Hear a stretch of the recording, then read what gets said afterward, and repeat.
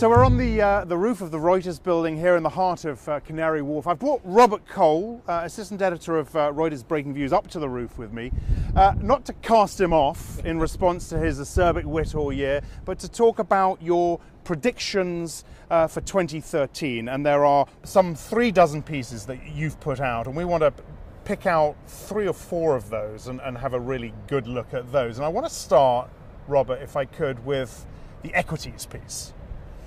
What should you be buying? What are all these guys up here and these banks going to be telling you to buy in 2013, and do you believe them? Well, all these guys have been telling me that you should be buying European equities, and that's partly because we're in Europe and they have that kind of bias. But I've crunched some numbers, and it seems to me quite clear that while European equities are decent value, equities in general are very decent value, particularly in contrast to bonds. And on that one, I think actually, you know what? Bonds in 2013 think equities 1999. Be very, very scared. Okay. But back to equities. It seems quite clear to me that the US compared to Europe is a better bet. Why? Particularly why? Because European shares are actually cheaper. You look at the PE ratios and the dividend yields, and they're cheaper. So why do you want to buy the more expensive one?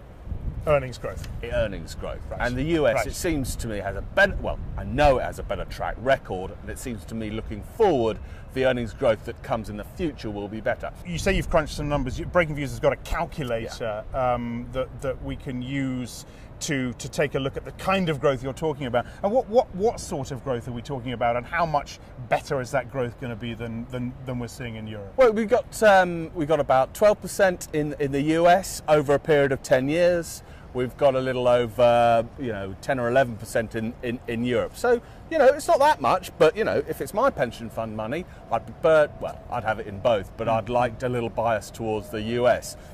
I don't want you to forget about the emerging markets, because that's going to be where, right. And according to this model, that's going to be 15% growth.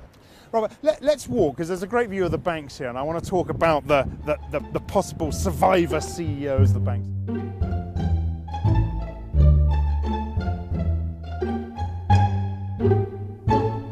Bob Diamond, Barclays, Jamie Dimon, JP Morgan.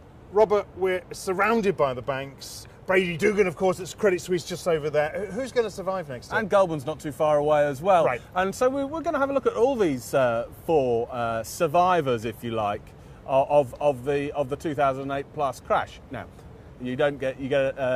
clearly Bob Diamond. We think we're having a little bit of play with this, but we think he's going to come back. He is As what? Well, he will bounce back. He's going to be the CEO of a big bank.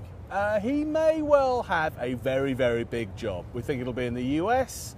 Might be a bank, might be something else in financial services. Okay. But we think that, the guy can't have got to where he got without being pretty smart. Well, that he won't be allowed. He won't be rusticated forever. He'll have done a year in the wilderness, and somebody'll come and get him. Right. That's okay, that's Diamond. But let me just say quickly, if you think Blankfein might be out next year, maybe Diamond will get the Goldman job.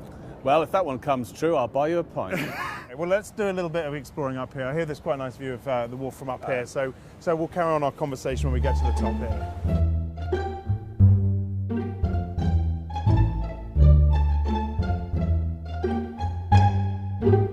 There's also a piece about moody, grungy teenagers. What's all that about? Why is Breakingviews writing about that? Well, we're trying to show you that we're not all pointy heads and we can have a bit of fun as well. But this is a serious point in its way as well, and it's based on the observation that in 2013 the 21st century becomes a teenager.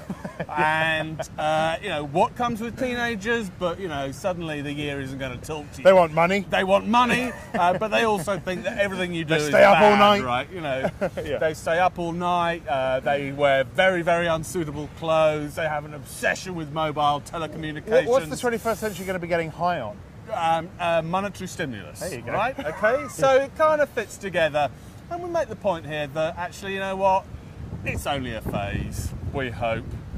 We've got to be a bit nice to them, because actually they're inheriting all this mess that we've created, and we hope for the best. But I guess the really sort of sobering thing is that 100 years ago, the parents of 1913, They got pretty disappointed. It's been a pleasure. Very happy New Year to you. We've looked at 3 or 4 of the 42 pieces or something in this book, which comes out 1st of January? Yeah, as an ebook at 1st of January, and then we'll print some up and be sending them around about a week later. Thanks very much indeed.